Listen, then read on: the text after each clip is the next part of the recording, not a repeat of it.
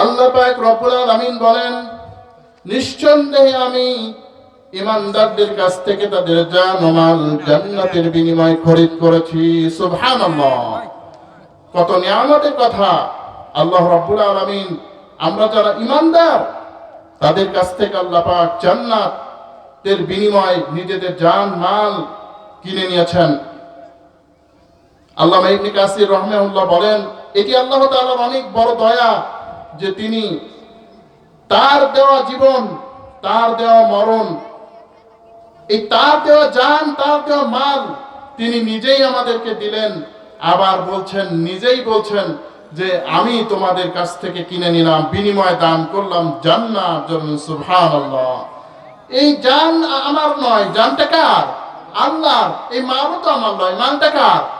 সুতরাং এই জান মাল যেহেতু আল্লাহর, অতএব এই জান মাল আল্লাহ পাক আমাকে দিলেনও, আবার বললেন তোমাদেরকে জান্নাতের বিনিময় এই জান মাল আমি কিনে নিয়েছি। তাহলে যারা ঈমানদার তাদের তো জান মাল নিজের হাতে থাকার কথা না, কারণ ঈমানদার মানেই সে তার রব, সে তার মনিব, সে তার মালিক আল্লাহ রাব্বুল আলামিনের কাছে সে তার জান মাল বিক্রি করে দিয়েছে।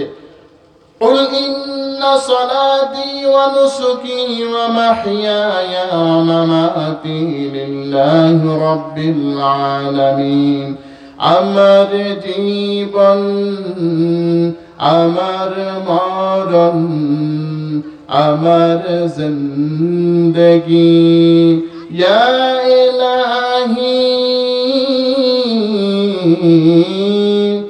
ইয়া ইলাহি কবুল করো আমার বন্দেগি, আমার জিন্দেগি। আল্লাহ রাব্বুল আলামিন বলেন, কুল ইন্না সলাতি, নিঃসন্দেহে আমার নামাজ। হে নবী আপনি বলুন, নিশ্চয় আমার নামাজ, ওয়া নুসুকি আমার কুরবানি, আমার যাবতীয় ইবাদত, ওয়া মাহইয়ায়া ওয়া মামাতি লিল্লাহি রাব্বিল আলামিন, আমার মৃত্যু, আমার হায়াত সব কিছু রব্বুল আলামিনের জন্য। কারণ তিনি আমাকে যে হায়াত নামক নিয়ামত দান করেছেন, মাউত নামক যে সম্পদ দান করেছেন, তিনি যে আমাকে হায়াত মত দান করেছেন, এগুলোর কারণ কি? আল্লাযী খালাকাল মাউতা ওয়াল হায়াতা লিয়াবলুয়াকুম আইয়ুকুম আহসানু আমালা। আমি মৃত্যু ও জীবন সৃষ্টি করলাম কেন? এটা পরীক্ষা করার জন্য যে তোমাদের মধ্যে কে বেশি উত্তম কাজ করতে পারে। সুতরাং এই জীবন ও মালের মালিক তো আমি নই। সুতরাং আল্লাহ রাব্বুল আলামিনের কাছে আমাদেরকে নিজেদের জান মাল বিক্রি করার জন্য আমাদের চেষ্টা করতে হবে। সব মাল কিন্তু আল্লাহ রাব্বুল আলামিন কিনবেন না। আল্লাহ নবী সাল্লাল্লাহু আলাইহি সাল্লাম বলছেন, যে হাদিসটি আমি আমার আলোচনা শুরুতেই পড়েছিলাম, মান আ'তা লিল্লাহ, যেই ব্যক্তি কাউকে কিছু দিল, ওয়া মানআ লিল্লাহ, যেই ব্যক্তি কার কাছ থেকে আল্লাহর উদ্দেশ্যে কিছু নিয়ে গেল, আল্লাহর উদ্দেশ্যে যেই ব্যক্তি কাউকে ভালোবাসলো, আল্লাহর উদ্দেশ্যে কেউ কারো সাথে দুশমনি করলো, আল্লাহ পাক বলেন ফাকাদ ইস্তাকমালুল ঈমান। আল্লাহ পাক রব্বুল আলামিন বলছেন তার ঈমানকে সে ইস্তিকমা পরিপূর্ণ করে দিল, অর্থাৎ তার পরিপূর্ণ ঈমান হয়ে গেল। সুবহানাল্লাহ। তাহলে আমরা বুঝতে পারলাম কি? মান আ'তা লিল্লাহ, যেই ব্যক্তি আল্লাহর উদ্দেশ্যে দান করে। আমার যে টাকা পয়সা সম্পদ আছে, এটি আমি কোনো মানুষের কোনো খেয়াল খুশি মতো আমি ব্যয় করতে পারি না। আমার টাকা আমি কোনো গানের অনুষ্ঠানে দিতে পারি না। আমার টাকা আমি কোনো নাজায়েজ হারাম কাজের জন্য দিতে পারি না। আমার টাকা পয়সা যা আছে আমি কেবলমাত্র আমার কল্যাণের জন্যে, দ্বীনের খিদমতের জন্যে, মসজিদের জন্যে, মাদ্রাসার জন্যে, মাহফিল করার জন্যে, ইসলামের সুন্দর সুন্দর কাজ করার জন্য আমার এই সম্পদ আমি ব্যয় করব। এটাই হচ্ছে আল্লাহ পাক রব্বুল আলামিন বলেছেন, ইন্নাল্লাহা আশতারা মিনাল মুমিনিনা আনফুসাহুম ওয়া আমওয়ালাহুম বিআন্না লাহুমুল জান্নাহ। নিঃসন্দেহে আল্লাহ তাআলা মুমিনের জান ও মাল জান্নাতের বিনিময়ে কিনে নিয়েছেন। শুধু তাই নয়, এরপরে আল্লাহর নবী বলেন, আল্লাহর উদ্দেশ্যেই কাউকে ভালোবাসলো, আল্লাহর উদ্দেশ্যেই কারো সাথে সম্পর্ক ছিন্ন করলো, একজন ইমানদার, ওই ব্যক্তির চেহারা যত খারাপ হোক, ওই ব্যক্তি যতই বিশ্রী দেখাক, ওই ব্যক্তির চেহারা হয়তোবা ভালো করে কথা বলতে পারে না, ভালো করে হাঁটতে পারে না, হয়তোবা তার টাকা পয়সা সম্পদ কিচ্ছু নাই, কিন্তু ওই ব্যক্তিকে আমি ভালোবাসবো এই কারণে যে সে ইমানদার। ইমানদার এই কারণে তাকে আমি ভালোবাসবো। আরেকজন ব্যক্তিকে ঘৃণা করব কেন? একজন মুশরিকের হয়তোবা অনেক টাকা পয়সা আছে, তার হয়তো অনেক ব্যাংক ব্যালেন্স আছে, নাম খ্যাতি যশ সম্মান সবই আছে, তারপরেও আমি তার সাথে সম্পর্ক কেন ছিন্ন করব? কারণ হলো ওই ব্যক্তি আল্লাহদ্রোহী, ওই ব্যক্তি মুরতাদ, ওই ব্যক্তি নাস্তিক, ওই ব্যক্তি আল্লাহর দ্বীন কায়েমের বিষয় মানে না, আল্লাহর দ্বীন আল্লাহর জমিনে কায়েম করতে হবে এই বিষয়টি স্বীকার করে না। এই ব্যক্তির সাথেও আমার অন্তরের কোনো সম্পর্ক থাকতে পারে না। কিয়ামতের দিন আল্লাহ পাক বলবেন যে আইনাল মুতাহাব্বুনা বিজালালিহি, আমার সন্তুষ্টির জন্য যারা বন্ধুত্ব কায়েম করেছিল তারা কোথায়? আল্লাহ রাব্বুল আলামিনের হাবিব বলেন যে কিয়ামতের দিন আরশের ছায়া ব্যতীত কোনো ছায়া থাকবে না, কেবলমাত্র এক আরশের ছায়া। আল্লাহ পাক রব্বুল আলামিন বলেন, আল্লাহর হাবিব বলেন, ওই আরশের ছায়ায় একমাত্র ওই ব্যক্তি ঠাঁই পেতে পারে। 7 ব্যক্তির মধ্যে অন্যতম ব্যক্তি হচ্ছে যে আল্লাহর উদ্দেশ্যে বন্ধুত্ব কায়েম করে আর আল্লাহর উদ্দেশ্যে শত্রুতা পোষণ করে। সুবহানাল্লাহ। তাহলে কত বড় কথা! আল্লাহর জন্য আমাদেরকে শত্রুতা করতে হবে, বন্ধুত্ব করতে হবে। সাহাবায়ে কেরাম এরকম করেছেন। আবু সুফিয়ান এসছে, উম্মুল মুমিনিন আমাদের মা হযরতে উম্মে হাবিবা রাদিয়াল্লাহু তাআলা আনহার বাড়িতে বেড়ানোর জন্য, কারণ আবু সুফিয়ান হচ্ছে উম্মু হাবিবার আব্বা। আসার পরে তিনি সিদ্ধান্ত নিলেন যে এই বিছানায় তিনি বসবেন। আম্মাজান উম্মে হাবিবা রাদিয়াল্লাহু তাআলা আনহা তিনি তার বিছানা গুটিয়ে নিলেন। আবু সুফিয়ান বললেন, মা, বিছানাকে কেন গুটিয়ে নিলা? এজন্য কি যে আমি এই বিছানার উপযুক্ত না, নাকি বিছানা আমার উপযুক্ত না? কিসের কারণ? মেয়ে কঠিন ভাবে জবাব দিয়ে দিল, আব্বা, আপনি আমার আব্বা ঠিক আছে কথা, কিন্তু আপনি মুশরিক, আপনি আল্লাহর সাথে অনেক দেবদেবীর শরীক করেন, লাত মানাত উজ্জা হুবল এগুলোর পূজা করেন। সুতরাং আপনাকে আমি আমার স্বামী যিনি মুহাম্মদুর রাসূলুল্লাহ সাল্লাল্লাহু আলাইহি ওয়াসাল্লাম তার বিছানায় আমি আপনাকে বসতে দিতে পারি না। আল্লাহু আকবার। কত বড় কথা! একটা বাপ তার মেয়ের কাছে এসছে, কতদিন পরে মেয়ে একটু জড়িয়ে ধরবে, বাবার খোঁজ খবর নেবে না। আপনি মুশরিক, আপনি কখনো আমার স্বামী মুহাম্মদুর রাসূলুল্লাহ সাল্লাল্লাহু আলাইহি ওয়াসাল্লামের এই বিছানায় বসতে পারেন না। আল্লাহ পাক রব্বুল আলামিন বলছেন, কুল ইন কানা আবাউকুম ওয়া আবনাউকুম ওয়া ইখওয়ানুকুম।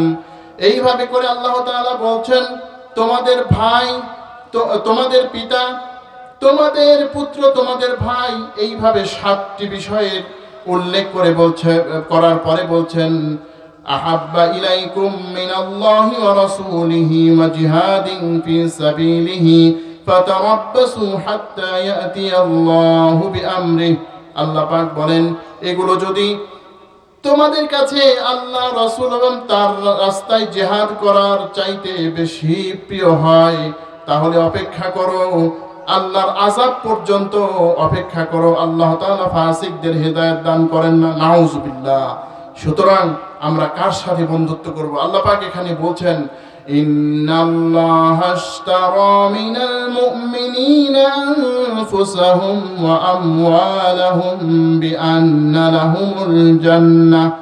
নিঃসন্দেহে আল্লাহ তাআলা মুমিনের মাল, মুমিনের জান, এগুলো জান্নাতের বিনিময়ে খরিদ করে নিয়েছেন। বলে সুবহানাল্লাহ। এই কাজগুলি আমাদেরকে করতে হবে। এখানে আল্লাহ পাক আরো যে বিষয়গুলি উল্লেখ করছেন তা হলো ইন্নাল্লাহ আশতারা, নিশ্চয়ই আল্লাহ তাআলা খরিদ করে নিয়েছেন, কিনে নিয়েছেন। আল্লাহ তাআলা এখানে বলছেন যে তিনি কিনে নিয়েছেন। আল্লাহ রাব্বুল আলামিন যদি কারো কাছ থেকে কোনো জিনিস কেনেন, তাহলে কি এই সম্ভাবনা আছে যে ওই জিনিস আবার তিনি তাকে ফেরত দেবেন যে নেব না? এরকম সম্ভাবনা নাই। আমাদের দ্বারা কিন্তু হয়, আমরা যখন কোনো জিনিস খরিদ করি, কিনে নেই, তখন ওই জিনিস পছন্দ না হলে কিন্তু আবার পরে আবার ফেরতও দিয়ে দেই। আল্লাহ রাব্বুল আলামিন বলছেন না, আমি কিনে নিয়েছি, তবে যে কোনো মাল কিন্তু কিনবো না, যে কোনো মাল কিনবো না। মিনাল মুমিনিন, মুমিনদের কাছ থেকে কিনবো। আমরাও কিন্তু এই দুনিয়ায় কোনো তুচ্ছ লোকের কাছ থেকে কিছু জিনিস আমরা কিনি না।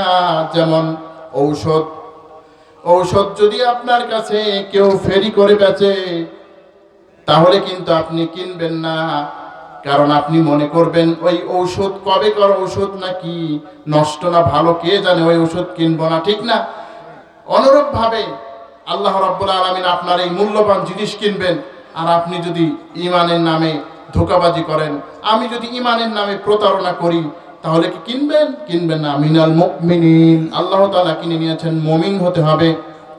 এইবারে মুমিন তো সবাই দাবি করে, যারা আল্লাহ তাআলাকে মানে না তারাও বলে আমি মুমিন, যারা নামাজ পড়ে না, যারা মোটেই নামাজ পড়ে না, তারাও বলে আমরা মুসলমান, যারা নাকি 2 ঈদে নামাজ পড়ে তারাও বলে আমি মুসলমান, যারা শুধু সপ্তাহে জুমার দিন টুপি লাগিয়ে আগে ভাগে যায় তারা বলে আমি মুসলমান, যারা 4 ওয়াক্ত নামাজ পড়ে তারা বলে আমি মুসলমান। আল্লাহ পাক বলছেন মুসলমান মুমিনকে শুনে রাখো, ওয়া মিনান নাসি মান ইয়াকুলু আমান্না বিল্লাহি ওয়া বিল ইয়াউমিল আখির ওয়া মা হুম বিমুমিনিন।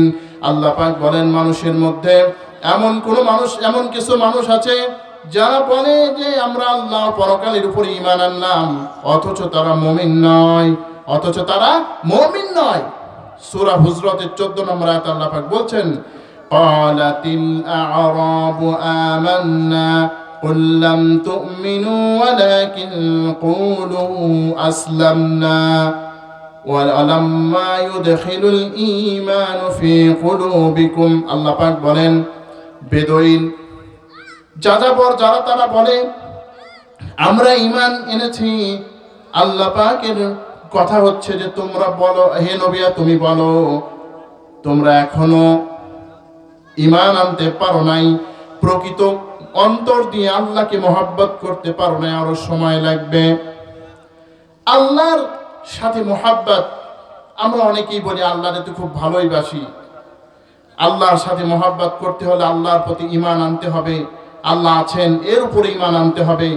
আল্লাহর যে আল্লাহ রাব্বুল আলামিন যে ওয়াহদানিয়াত, এক আল্লাহ এক, এর উপর ঈমান আনতে হবে। আল্লাহর রুবুবিয়াতের প্রতি ঈমান আনতে হবে। আল্লাহর সুন্দর সুন্দর নাম, আসমা ও সিফাত, এই নামের উপরে আমাদের বিশ্বাস করতে হবে। এরপরে আখিরাতের উপরে বিশ্বাস করতে হবে। সন্দেহ করা যাবে না যে হুজুররা যখন বলে এই আখিরাত হতেও পারে। ফেরেশতার উপরে ঈমান আনতে হবে, কিতাবের উপরে ঈমান আনতে হবে, রাসূলগণের উপরে ঈমান আনতে হবে। বিশেষ করে কোরআন যা আমাদের উপরে নাজিল হয়েছে, এই কোরআনের উপরেও আমাদের ঈমান আনতে হবে। এখন যদি কোরআনের তেলাওয়াত করা হলো সুন্দর করে, তাতে কোনো আপত্তি নাই, কিন্তু যদি কোরআনের অন্য কোনো বিষয় আপনাকে বলা হয় ওয়াইদা হাকামতুম বাইনান নাসি আন তাহকুমু বিল আদল, যখন তোমরা বিচার ফয়সালা করবে তখন ন্যায়ের সাথে করো, সূরা নিসার 58 নম্বর আয়াত। তখনই কিন্তু আপনার একেবারে চুলকানি শুরু হয়ে যাবে, তখন কিন্তু আপনি বলবেন হুজুররা রাজনীতি করছে, তাহলে কিন্তু আপনি ঈমান আনতে পারবেন না। এজন্যে ঈমান এত সহজ জিনিস না। রাসূলের উপর ঈমান আনি ভালো কথা, রাসূল কত কষ্ট করেছেন, রাসূলের নামে আমরা মিলাদ পড়ি, একেবারে রবিউল আউয়াল মাস আসলে রাসূলের প্রেমে অস্থির, মারামারিও করি। পাশাপাশি আরেক শ্রেণীর মানুষ আমরা করি, হাত কোথায় বাঁধতে হবে, নামিতে না বুকেতে, রাসূলের খুব মহাব্বত। কিন্তু যখনই তাদেরকে বলা হয় যে আল্লাহ নবী সাল্লাল্লাহু আলাইহি সাল্লাম জীবনে কত যুদ্ধ করেছেন, এই যুদ্ধ আল্লাহ নবী করলেন, আমাদেরকে ওই আল্লাহর দ্বীন কায়েম করতে হবে, আল্লাহ তাআলার দ্বীনকে প্রতিষ্ঠা আমাদের করতে হবে, তখনই কিন্তু আমরা এক শ্রেণীর মানুষের কথা শুনি যে এরা হচ্ছে জঙ্গি, এরা হচ্ছে বিচ্ছিন্নতাবাদী, নাউজুবিল্লাহ। তাহলে আমার আপনার ঈমান কোথায় আছে একটু খেয়াল করে দেখেন, আমরা কোথায় ঈমানের দাবি করছি। সুতরাং এই ঈমান আমাদের পাকাপুক্ত করতে হবে। যারা প্রকৃত ঈমানদার, আল্লাহর কাছে যারা নিজেদের জান মাল যারা বিক্রি করে, এদের সম্পর্কে আল্লাহ রাব্বুল আলামিন বলেন সূরা আহজাবের 21 নম্বর আয়াতে, মিনাল মুমিনিনা রিজালুন সাদাকু মা আহাদুল্লাহ আলাইহি ফামিনহুম মান কাদা নাহবাহু ওয়া মিনহুম মান ইয়াতাযির ওয়া মা বাদদালু তাবদীলা। আল্লাহ রাব্বুল আলামিন বলেন, মুমিনদের মধ্যে মিনাল মুমিনিনা রিজালুন সাদাকু, তারা যে ওয়াদা মুমিনদের মধ্যে কিছু লোক করেছিল তা তারা পরিপূর্ণভাবেই পালন করেছে। কিছু লোক আছে যারা পালনের ইন্তজার করেছে, যারা কিছু লোক আছে যারা আল্লাহর রাহে নিজেদের জীবনকে উৎসর্গ করে দিয়েছে, কিছু লোক আছে যারা অপেক্ষা করছে, পরিবর্তন করেন নাই। এদের একজনের বর্ণনা এসছে সাহাবী আনাস ইবনে নাদর রাদিয়াল্লাহু আনহু। উহুদের ময়দানে মুসলমানদের একটু আল্লাহর নবীর কথা থেকে একটু সরে যাওয়ার কারণে মুসলমানদের জয় পরাজয়ের রূপ নিল। মুসলমানদের 70 জন শহীদ হয়ে গেল, মুসলমানদের অনেক ক্ষতি হয়ে গেল। মুসলমানেরা বড় হতাশ হয়ে অনেকেই যাচ্ছে, যারা নাকি একটু পরে ঈমান এনেছে তারা একটু হতাশ হয়ে যাচ্ছেন। সাহাবী আনাস ইবনে নাদর রাদিয়াল্লাহু তাআলা আনহু সাহাবী সাদ ইবনে মুআয রাদিয়াল্লাহু তাআলা আনহুকে দেখলেন, তিনিও একটু চিন্তিত। তিনি বলছেন, সাদ, জান্নাতকে তো আমি দেখতে পাচ্ছি, আপনি এত চিন্তার মধ্যে আছেন কেন? এরপরে তিনি দেখলেন কিছু লোক হাত পা গুটিয়ে বসে আছে। তিনি বললেন, কেন হাত পা গুটিয়ে বসে আছো? তারা বলল, আল্লাহর নবী যদি যুদ্ধে নিহত হয় আমাদের বেঁচে থেকে লাভ কি, আমরা যুদ্ধ করে লাভ কি? সাহাবী আনাস ইবনে নাদর রাদিয়াল্লাহু তাআলা আনহু বললেন, আল্লাহর নবী যেইভাবে ইন্তেকাল করেছেন, শহীদ হয়েছেন, তোমরাও শহীদ হও। এই কথা বলে সাহাবী পাঠ করলেন, আল্লাহ, এরা যে যা করলো এর দায় আমাকে করবেন না। সাহাবী তরবারি নিয়ে ঝাঁপিয়ে পড়লেন, অনেককে জাহান্নামের পথের পথিক বানিয়ে তিনি নিজেও শাহাদাতের নজরানা আল্লাহর কাছে পেশ করেছেন, শাহাদাত অর্জন করেছেন, শহীদ হয়ে গেলেন। সুবহানাল্লাহ।